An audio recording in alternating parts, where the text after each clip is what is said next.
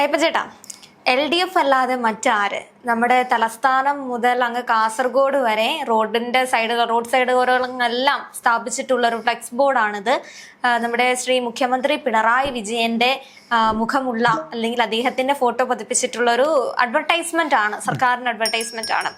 അപ്പോൾ അതിന് താഴെ മറ്റൊരു ഫ്ലെക്സ് ബോർഡിന്റെ വരവാണ് ഇപ്പൊ നമുക്ക് കാണാൻ സാധിക്കുന്നത്.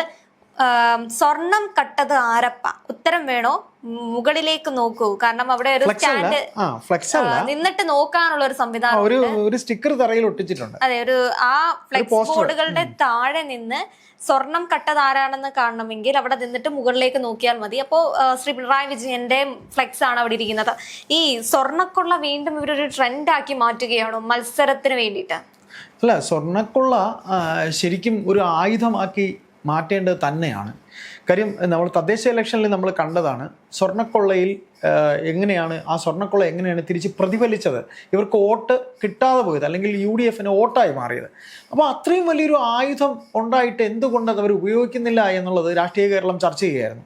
അപ്പോൾ നമ്മൾ ചില സുഹൃത്തുക്കളോട്, ഈ രാഷ്ട്രീയം അറിയാവുന്ന സുഹൃത്തുക്കളോട് ചോദിച്ചപ്പോൾ ഏതൊരു ഇൻസിഡൻറ്റും അത് ഉപയോഗിച്ച് അങ്ങ് പഴകിക്കഴിഞ്ഞാൽ അതിൻ്റെ ഒരു ഇമ്പാക്റ്റ് പോകും. അപ്പോൾ ഇനി ഏതാണ്ട് ഒരാഴ്ചയേ ഉള്ളൂ. അപ്പോൾ ഓരോ ഘട്ടമായിട്ട് ആദ്യം എടുത്ത് ഉപയോഗിച്ചത് കോൺഗ്രസ് എന്തായിരുന്നു ഉപയോഗിച്ചത്? ഈ ഡീൽ എന്നായിരുന്നു ഉപയോഗിച്ചത്. ഇപ്പോൾ ആ ഡീൽ എന്ന് പറയുന്ന തന്ത്രം അങ്ങ് മാറ്റി, ഡീലിൽ കയറി ഉടക്കി എല്ലാം ഏതാണ്ട് അങ്ങോട്ടും ഇങ്ങോട്ടും വാക്തർക്കം പോയി. ഇടയ്ക്കൊന്ന് SDPI ബന്ധം വന്നു, SDPIയിൽ അങ്ങോട്ടും ഇങ്ങോട്ടും കുറച്ച് പറഞ്ഞു. ഇപ്പോൾ കറക്റ്റ് സ്വർണ്ണക്കൊള്ളയിലേക്ക് വന്നിട്ടുണ്ട്. ഇവിടെ ആ സ്വർണ്ണക്കൊള്ള അതെങ്ങനെ, ഇതുവരെ ഇല്ലാത്ത ചില ഐഡിയാസ് കോൺഗ്രസ് അവരുടെ ഇലക്ഷൻ സ്ട്രാറ്റജിയിൽ കൊണ്ടുവരുന്നുണ്ട്. അതായത് ഇപ്പോൾ ഉദാഹരണത്തിന് ഇപ്പോൾ ഞാനിവിടെ ഇരുന്ന് ഇങ്ങനെ നോക്കുകയാണ്, നേരെ ഇവിടെ കാണുന്ന ബോർഡ് ഞങ്ങളല്ലാതെ മറ്റാരുണ്ട് LDF അല്ലാതെ എന്നൊരു ബോർഡ് ഇവിടെ നേരെ എൻ്റെ ഓപ്പോസിറ്റ് ഇരിക്കണമെന്ന് വിചാരിക്കുക. എൻ്റെ തൊട്ട് ഫ്രണ്ടിൽ സ്വർണം കെട്ടത് ആരാണ്, സ്റ്റാൻഡ് ബൈ ഹിയർ എന്ന് പറഞ്ഞിട്ട് നമ്മൾ തുടക്കത്തിൽ പറഞ്ഞ പോലെ ഒരു സ്റ്റിക്കറുണ്ട്. അവിടെ 2 പാദത്തിൻ്റെ സിമ്പിളുണ്ട്. അവിടെ വന്ന് നിന്നിട്ട് നമ്മളിങ്ങനെ നേരെ നോക്കുമെന്ന് പറയുമ്പോൾ കാണുന്ന ബോർഡ് ഏതാണ്? കൃത്യം സ്വർണം കെട്ടത് ആര് എന്ന ചോദ്യം, സ്വർണം കെട്ടതിൻ്റെ ആളെ പടം കാണുന്നുണ്ട്. ഇതിൽ കൂടുതൽ ശരിക്കും ഈ തെരഞ്ഞെടുപ്പ് സമയത്ത് ഇത്തരത്തിലുള്ള കുറെ അഡ്വർടൈസ്മെന്റുകളാണെങ്കിലും ഇത് ശരിക്കും വളരെ ട്രെൻഡിങ് ആയിക്കൊണ്ടിരിക്കുന്നതാണ്. രാഷ്ട്രീയത്തിന്റെ അപ്പുറത്തേക്കും ജനങ്ങൾ ഇത് എൻജോയ് ചെയ്യുന്നുണ്ടെന്നുള്ളതാണ് സത്യാവസ്ഥ. അതുകൊണ്ട് തന്നെയാണല്ലോ ഈ തദ്ദേശ തെരഞ്ഞെടുപ്പിൽ ഈ സ്വർണം കെട്ടത് അരപ്പ എന്ന് പറയുന്ന പാട്ട് വളരെ ട്രെൻഡിങ് ആവുന്നതും ആ ഒരു രാഷ്ട്രീയത്തിന്റെ അപ്പുറത്തേക്കും ആ പാട്ട് ജനങ്ങൾ സ്വീകരിക്കുന്നുണ്ടായിരുന്നു. അപ്പൊ അതേപോലെ തന്നെയാണ് ഈ തെരഞ്ഞെടുപ്പിൽ അതൊരു പ്രധാന വിഷയമാകില്ല എന്നൊക്കെ നമ്മൾ വിചാരിച്ചിരുന്നു. പക്ഷെ അങ്ങനെയല്ല, അതും ഒരു ഇതങ്ങ് മറന്നു പോകുന്നൊരു കേസൊന്നും അല്ലല്ലോ. അങ്ങനെ കേസിന്റെ ഉത്തരം നമുക്ക് കിട്ടുക, അല്ലെങ്കിൽ കേസ് തീർന്നു പോയിട്ടൊന്നും ഇല്ലാത്തത് കൊണ്ട് തന്നെ സർക്കാർ പ്രതിപട്ടികയിലുള്ളത് കൊണ്ട് ഇത് എന്തായാലും പ്രചരണ വിഷയമാകുമെന്ന് നമുക്കറിയായിരുന്നു.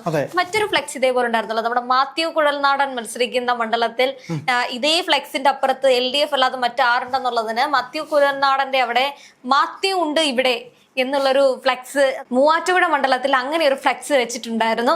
അപ്പൊ അത്തരത്തിൽ രസകരമായിട്ടുള്ള പല ഫ്ലെക്സ് ബോർഡുകളും, അല്ലെങ്കിൽ ഈ ഫ്ലെക്സ് ബോർഡുകൾ വെച്ചിട്ട് പലരും റീൽ ചെയ്യുന്നുണ്ട്.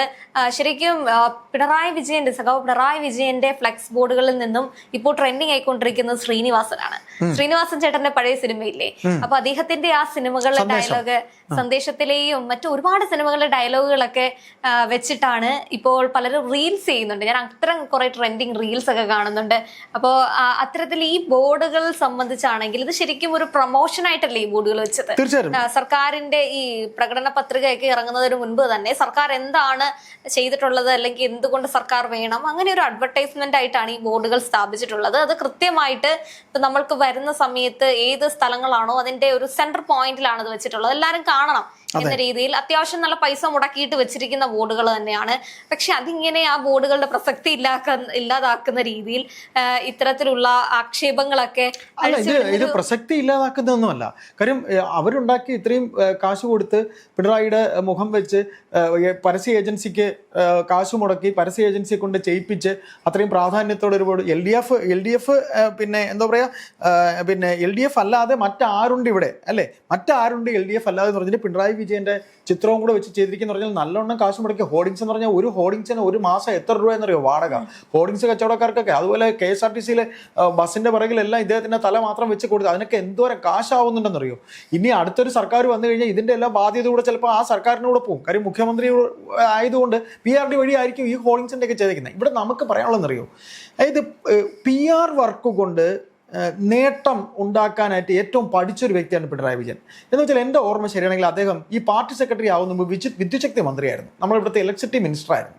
ഇലക്ട്രിസിറ്റി മിനിസ്റ്റർ ആവുന്ന സമയത്ത് അദ്ദേഹം ചെയ്ത പരിപാടി എന്ന് പറഞ്ഞാൽ അദ്ദേഹം അന്ന് വിദ്യുച്ഛക്തി മന്ത്രി ആയിരിക്കുമ്പോൾ ഈ ലാവ്ലിൻ വിഷയമൊക്കെ അന്നാണല്ലോ ഉണ്ടാകുന്നത്. അദ്ദേഹം ഏത് സബ്സ്റ്റേഷൻ എത്ര KV 110 അതായത് 110 KV അല്ലെങ്കിൽ എത്രയോ KV ആവട്ടെ, ഏത് സബ്സ്റ്റേഷൻ വന്നാലും അദ്ദേഹത്തിന്റെ തലവയ്ക്കും. അദ്ദേഹം വിദ്യുച്ഛക്തി മന്ത്രി. അന്ന് മുഖ്യമന്ത്രി ആയിരിക്കുന്നത് എനിക്ക് തോന്നുന്നു നയനാരാണ്. അതെ, ഇ കെ നയനാർ. നയനാരും ഇദ്ദേഹത്തിന്റെയും കൂടെ പടം വെച്ചുകൊണ്ട് അന്ന് വിഷ്വൽ മീഡിയ ഇല്ല. അന്ന് പത്രങ്ങളിലൊക്കെ തന്നെ എത്രയോ ലക്ഷം രൂപയുടെ പരസ്യമാണ് പുള്ളി ചെയ്തിട്ടുള്ളത്. അവിടെ മുതൽ പുള്ളിക്ക് അറിയാം. ഇപ്പൊ ഈ കഴിഞ്ഞ ബഹുമാനപ്പെട്ട മുഖ്യമന്ത്രിക്ക് അത് കൃത്യമായിട്ട് അറിയാം. അതിപ്പോൾ നമുക്ക് കൃത്യമായിട്ട് പറയാനെന്നുണ്ടെങ്കിൽ LDF വരും, എല്ലാം ശരിയാകും. ഇതാണല്ലോ അവരുടെ ടാഗ് ലൈൻ ആയിരുന്നു, അല്ലേ? ഇതായിരുന്നു അവരുടെ ആദ്യ മറ്റേ നമ്മള് ഭരണം മാറുന്ന ഒരു സമയത്തായിരുന്നു. ആദ്യ സമയത്ത് ഉമ്മൻചാണ്ടി സർക്കാർ മാറുന്നതിന്റെ ആ ഒരു സമയത്ത് ആദ്യ തെരഞ്ഞെടുപ്പിൽ എല്ലാ ടിവിയിലൊക്കെ ഉണ്ടായിരുന്നു പരസ്യം. സോളാർ കേസ്, ഇങ്ങനെ നല്ല ആരോപണങ്ങൾ എല്ലാം കൊണ്ട് ഇന്നസെന്റും KPC ലളിത ഇവരൊക്കെ ആയിരുന്നു അന്ന് പരസ്യത്തിലൊക്കെ അഭിനയിച്ചുകൊണ്ടിരുന്നത്. മോഡലുകൾ അവരായിരുന്നു. അതെ, മോഡൽ അവരായിരുന്നു അന്ന്. ഇത് ഈ പരസ്യത്തിന് വേണ്ടി അഭിനയിച്ചിട്ടുള്ള ആൾക്കാർ LDF വരും, എല്ലാം ശരിയാകും.